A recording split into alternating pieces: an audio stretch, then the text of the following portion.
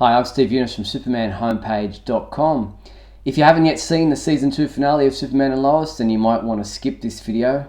But if you're still watching, here are some of my thoughts regarding the epic conclusion to the second season of this impressive TV series.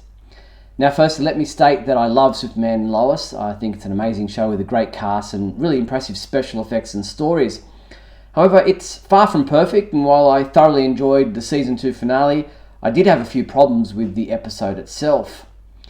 The science of this show is usually pretty solid for a show about a guy who can fly and has superpowers, that is. However, in this episode, there were a few times when I was taken out of the story by some questionable moments. Clark is powerless at the beginning of this episode. Last week, we saw him stumble going up the front porch steps. They went to great lengths to explain that he was as frail as a normal person, and if that was the case, how in blue blazes did Tal fly him to space? He should have died as soon as they left Earth's atmosphere, suffocated, imploded, whatever happens to a person when they're in the vacuum of space.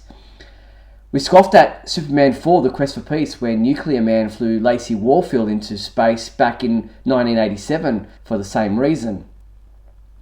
Now, even if somehow you forgive that and can come up with some excuse for why Superman was able to survive the trip through space, how did Tal and Kal speak in outer space? There's no air to vibrate and there's no sound, yet the two hold a conversation as they approach the sun. As I said, it's a TV show about a man who can fly, but this whole sequence just seems silly and poorly thought out to me. Nevertheless, Superman regaining his powers in the heart of the sun was an awesome moment. The way he and his suit glowed with power looked amazing. While I really didn't understand how Superman actually separated the Bizarro world from his world, it did look pretty cool. I got that he was flying around the world, or the worlds, to gain speed so that he could land and do that super punch thing, but how or why that caused the worlds to separate wasn't entirely clear. I'll grant it was a cool moment, but I was hoping for more of an explanation as to what he was doing and why it worked. I will say that I did love the use of Miracle Monday to celebrate the day that Superman did save the world. The big reveal of this episode, beyond the foreshadowing of Mannheim and Intergang coming in Season 3, was the clarification that Superman and Lois is not on the same Earth as Earth Prime, where the Flash and Supergirl reside. Those superheroes don't exist on this Earth. Superman is the only superhero. Sam Lane explains to his grandsons that the DoD is aware of other Earths where there are leagues of superheroes. However, their Earth only has Superman, and he's all they need because he's the best. A version of Superman and Lois still exists on Earth Prime, and they too have twin sons, but they're not the same Superman and Lois we've been watching in Superman and Lois, the TV series. They're very similar, as you would expect, but they are separate. Yes, at the end of the Crisis on Infinite Earths crossover, they seem to go to great lengths to make us think that the fact that Superman and Lois now had twin sons instead of the one baby was a way to connect that story with the Superman and Lois series. And I think they've admitted that initially Superman and Lois was intended to be part of that same Earth. But plans changed, and I think that's for the better.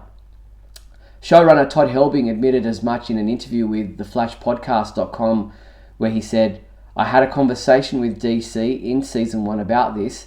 There was a desire to put our own stamp on the Superman mythology and just have it be able to function on its own. But the more we got through Season 1 and the end of the Season 2, it just felt more honest to not have it be on the same planet as those other shows." I'm all in favour of that decision. While it's nice to have things connect sometimes, I'm happy for Superman and Lois to stand alone. The show already feels different to those other superhero shows that are or were on the CW. It feels more grounded and cinematic. What about John Diggle, I hear you ask? Simply put, he's this Earth's John Diggle. Yes, in a previous episode he mentioned having worked with Oliver Queen. Now, whether Oliver Queen was Green Arrow on this Earth is up for debate.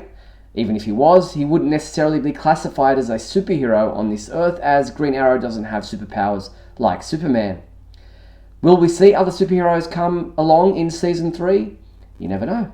It might be interesting to see this universe's version of Supergirl come crash landing into her cousin's life, but then I'm happy having Superman be the only superhero. What can we expect from Intergang? Well, probably nothing good, but I'm interested to see how John Henry Irons will tackle the villains who killed his counterpart on this Earth. All in all, I'm really looking forward to seeing where things go in Season 3. However, waiting until early 2023 won't be easy, but I'm happy to give them the time they need to put together another installment of what has become an awesome interpretation of our favourite superhero. Thanks for watching. I'm Steve Younis from SupermanHomepage.com.